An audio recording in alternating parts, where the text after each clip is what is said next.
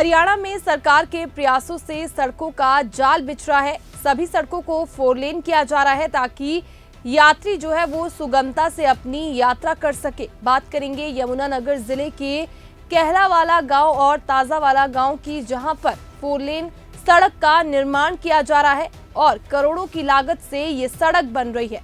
तो वहीं इन गांव में रहने वाले लोगों ने सरकार पर गंभीर आरोप लगाए हैं। आपको बता दें कि लोगों की जमीन 4 लेन के चलते खरीदी गई थी, लेकिन उन्हें मुआवजे की राशि काफी कम मिली है, जिसको लेकर लोगों ने अब सरकार को घेरना शुरू कर दिया है। केंद्रीय परिवहन मंत्री नितिन गडकरी ने 1 अप्रैल 2022 को ट्वीट कर ये जानकारी दी थी कि इस सड़क को 4 लेन किया जाएगा और इसकी लागत 1269 करोड़ आएगी। केंद्रीय मंत्री के ऐलान के साथ ही इस हाईवे पर काम तेजी से चल रहा है। जहां एक तरफ वाहन चालकों को इस हाईवे का फायदा होगा, तो वहीं अब लोग सर पकड़कर बैठ गए हैं, जिनके घर और दुकान इस 4 लेन के अंदर आ गए हैं। प्रतापनगर कस्बे में सैकड़ों दुकानें टूटने वाली हैं। हालांकि इन लोगों को इस वक्त ही बड़ा झटका लगा था जब पैमाइश की गई और पता लगा कि उनके घर और दुकान इस 4 लेन के भीतर आ गए हैं। लेकिन अब कैल से ताजेवाला की तरफ तेजी से काम चल रहा है।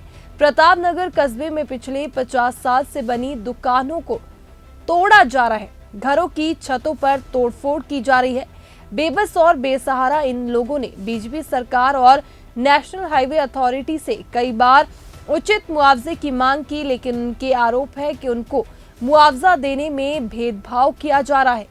नहीं सर, संतुष्ट नहीं है, क्योंकि जैसे कि हमारी 24 बाई 36 की 24 फुट मतलब इसकी चौड़ाई है और 36 फुट लंबाई है, तो इसके हमें 50,652 रुपये मिले हैं, जो कि बिल्कुल भी जायज़ नहीं है। यहाँ पे बस स्टैंड के सामने हमारी दुकान है और मेन अड्डे पे हमारी दुकान है। यहाँ पे वैल्यू बहुत ज़्यादा होनी चाहिए थी और बिल्डिंग के पैसे भी हमें कम मिले हैं। हमारी 3 मंजिला बिल्डिंग है और उसके पैसे भी हमें कम मिले हैं। तो हमारी मांग है कि हमें उचित मुआवजा दिया जाए। मार्केट रेट पीछे मार्केट में ही काफ़ी लाखों रुपए में एक दुकान बिकी है अभी कुछ टाइम पहले ही।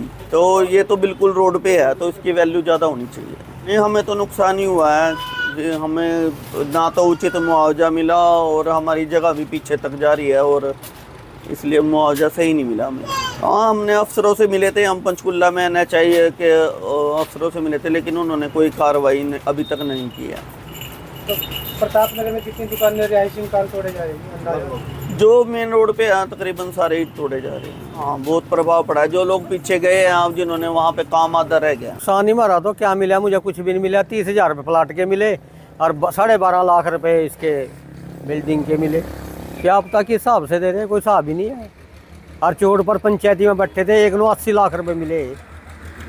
हाँ, और 12 फुट की दुकान थी उसकी।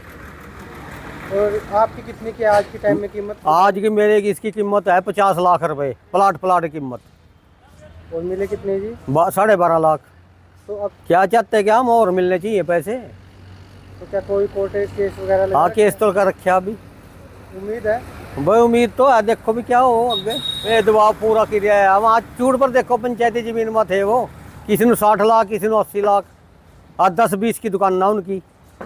और आपकी? और अब मेरा तो कम से कम 50 फुट गया हो, 55 फुट गया। 10 फुट की दुकान रही मेरे पास पीछे। ऐसा क्यों किया है? ये तो गवर्नमेंट जाना भी, कहीं भी नहीं। इसी में 10 फुट में रह रहा मैं, तो जहाँ रह रहा बस। और कहाँ? तो कोई और जमीन नहीं खरीदी? कहाँ से खरीदूँ जमीन तो 50 लाख का प्लाट से घटा है नहीं।